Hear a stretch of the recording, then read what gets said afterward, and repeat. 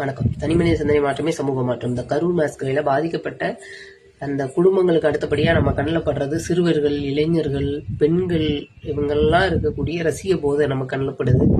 ஒரு பக்கம் பெரியாரியமும் அம்பேத்கரையும் பேசக்கூடிய புரட்சிகர பெண்களும் தன்னோட குடும்பங்களை எதிர்த்து இதெல்லாம் ரொம்ப ஃபோர்ஸ்ஃபுல்லா பாசிசத்துக்கு எதிராக களம் வந்திருக்கக்கூடிய பல பெண்களும் இளைஞர்களும் பெரியாரையும் அம்பேத்கரையும் கொண்டாடக்கூடிய பல இளைஞர்களும் இன்னைக்கு இல்லைலாம் பெரியாரும் அம்பேத்கரும் லைவா நம்ம கண்ணு முன்னாடி நிறுத்தக்கூடியது எல்லாமே இளைஞர்களுடைய வேலை தான். அவங்களோட டெக்னிக்கல் நாலேஜ் ஃபுல்லாவுமே அவங்க பெரியார் அம்பேத்கரை பரப்புவதற்கான வீடியோக்கள் அந்த மாதிரி ரொம்ப ஹார்ட் ஒர்க் பண்றாங்க.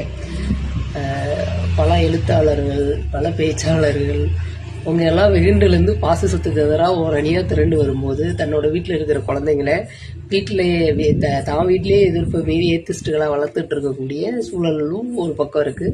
இன்னொரு பக்கம் சிறுவர்களும் பெண்களும் குழந்தைகளும் ரசிக போதையில ஹீரோயிஸ் அடிமைகளாக இருக்கக்கூடிய இந்த சூழல் பார்க்கறதுக்கு ரொம்ப பரிதாபகரமா, அதிர்ச்சியா, சில நேரம் கொஞ்சம் விஜயோட பாசிச முகம் பார்த்தப்பறம் கொஞ்சம் அச்சமாகவும் இருக்கு.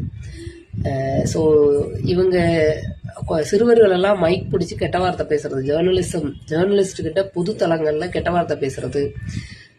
ஸோ அப்புறம் பசங்க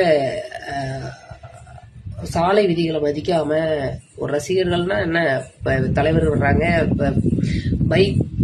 பைக்ல போய் பேரணி எல்லாம் போறவங்க எல்லாம் உண்டு. இங்க போராட்ட களங்கள்ல பைக் பேரணிகள் எல்லாம் போறது உண்டு. அதுல எல்லாம் ஒரு ஒழுங்கு இருக்கும், சாலை விதிகளை மீறாத ஒரு ஒழுங்கு இருக்கும். அதுதான் அரசியல், அதுதான் போராட்டம். இது அவங்க தலைவர் வண்டிக்கு பின்னாடி இவங்க போய் தலைவருக்கு சீன் காட்டுறதா, அவர் படத்துல போற மாதிரி இவங்க போக ட்ரை பண்ணா, படத்துல அவங்க ஹீரோவுக்கு ப்ரொடெக்ஷனுக்கு ஆள் இருக்கு. எந்த டாப் ஹீரோவாவது ஃபைட் சீன்ல செத்து பார்த்திருக்கீங்களா? டாப் ஹீரோஸ் யாருமே அப்படியெல்லாம் சாக மாட்டாங்க, ஃபைட்டர்ஸ் தான் செத்துருவாங்க. ஸோ புரிஞ்சுக்கணும், நம்மளுடைய இடம் என்ன அப்படிங்கிறது புரிஞ்சுக்கணும் இளைஞர்கள். பட் இப்போ அந்த கூட்டம் நடைபெறுவதற்கு முன்பாகவே ஆக்சிடென்ட் எல்லாம் நடந்திருக்கு அன்னைக்கு அந்த சம்பவத்தில். அடுத்து பார்க்கறது பெண்களுக்கு சுயமரியாதை. பெண்கள் சுயமரியாதையோடு இருக்கணும். கரண்டியை பிடுங்கிட்டு, திருமணத்திற்கு பிறகு பெண்கள் கையில் இருக்க கரண்டியை பிடுங்கிட்டு புத்தகத்தை கொடுங்கிறது தான் பெரியாருடைய வேர்ஷன். ஆனா இங்க எல்லா கையிலயும் மஞ்சள் துண்டும் மஞ்சளும் சிகப்பும் போட்ட அந்த துண்டும் சுயமரியாதையே இல்லாத பல போதை ரசிக போதை வரக்கூடிய பல கமெண்ட்ஸும் தான் நம்ம பார்க்க முடிஞ்சது. அதுல ஒரு இஸ்லாமிய பெண் ஸ்டாலின்களை ஒழித்து கட்டுவார்கள் விஜய்ன்னு சொன்னது எனக்கு ரொம்ப ஒரு வருத்தம் அளிக்கக்கூடிய ஒரு விஷயமா இருந்தது. ஏன்னா பாசிசம், ஸ்டாலின் ஒழிஞ்சா ஹிட்லர். ஸ்டாலின் யாருக்கு எதிராக வந்தாரு அன்னைக்கு? ரஷ்யாவுடைய ஸ்டாலினை பத்தி படிக்கணும். அதுக்கப்புறம் எதுக்காக ஸ்டாலின் இங்க பேர் வச்சாங்கன்னு தெரிஞ்சுக்கணும். அதற்கு பிறகு இப்போ ஸ்டாலின்களை ஒழிச்சு கட்டினா பாசிசம் தான் தலை தூக்கும். பாசிசம் தலை தூக்குனா பாசிசத்துடைய முதல் பலியிடக்கூடிய முதல் லைன்ல இருக்கிறது பெண்களும் இஸ்லாமியர்களும் தான் இருக்க போறோம். ஸோ அதனாலதான் அதுக்கு எதிராக இந்த பக்கம் இவ்வளோ பேர் திரண்டு வர்றாங்க. ஆனா நீங்க அந்த பக்கம் ஸ்டாலின்களை ஒழித்து கட்டுவார்கள் யாருக்கு ஆதரவா இருக்காங்களோ அங்கிருந்தே அந்த குரல் வர்றதுங்கிறது ரொம்ப வருந்தத்தக்க ஒரு விஷயமா இருந்தது. இருக்காங்க இஸ்லாமியர்களையும் சங்கிகள் உண்டு. ஆனா இது சுத்தமாவே அறியாமையில இருக்கக்கூடிய ஒரு ஒரு விஷயமா பார்க்க முடிஞ்சது அந்த பொண்ணு பேசுறது. தமிழ்நாட்டில் பொதுவாகவே இப்போ எம்ஜிஆர் சிவாஜினா பாதி பேர் எம்ஜிஆர் ரசிகர்கள், பாதி பேர் சிவாஜி ரசிகர்கள். அப்போ நிறைய பேர் இந்த தமிழ்நாட்டில் இருக்கிற பாதி குடும்பங்கள் எம்ஜிஆர் ஃபேன்ஸாக இருப்பாங்க.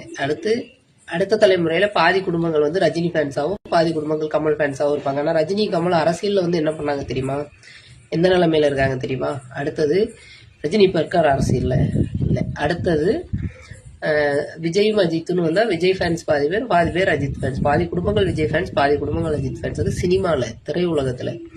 வெளியில அரசியல் களத்துக்குள்ள அதற்கான ஸ்பேஸ் கிடையாது. கூட்டம் எல்லாம் வேடிக்கை பார்ப்பதற்காக, ஒரு பொம்மையை வேடிக்கை பார்க்கறதுக்காக கூடுறாங்க. அந்த பொம்மை வீட்டை விட்டு வெளியில வந்திருக்காது. வேளாங்கண்ணி போனா கூட மாறு வேஷத்துலதான் போய்கிட்டு இருந்தது. அவ்வளவு லேஸ்ல பார்த்திருக்க மாட்டாங்க ரசிகர்கள். ஸோ இப்போ பார்க்கறதுக்கான ஸ்பேஸ் கிடைக்குது. அதுக்கான அந்த ஸ்பேஸை தான், அதுல வேடிக்கை பார்க்கத்தான் அந்த கூட்டம் வருது. அவர் வந்து இந்த அரசியல் களத்துக்கு வந்ததுக்கு அப்புறமா தன்னை ஒரு ஜோசப் விஜய் அப்படின்னு கூட எங்கேயுமே சொல்றதில்லை. சிறுபான்மையினருடைய ஒரு பிரதிநிதியாக கூட அவரை காட்டிக்க விரும்புறதில்லை. ஸோ அந்த அளவுக்கு பாசிசம் அவரை ஒடுக்கி வச்சிருக்கிற மாதிரி தான் நமக்கு தோணுது. பட் என்னதான் இருந்தாலும் இத்தனை குரூரமான சம்பவத்துக்கு அப்புறமா அவர் போட்ட வீடியோ இருக்கே, அது பாசிசத்தின் உச்சம். நன்றி.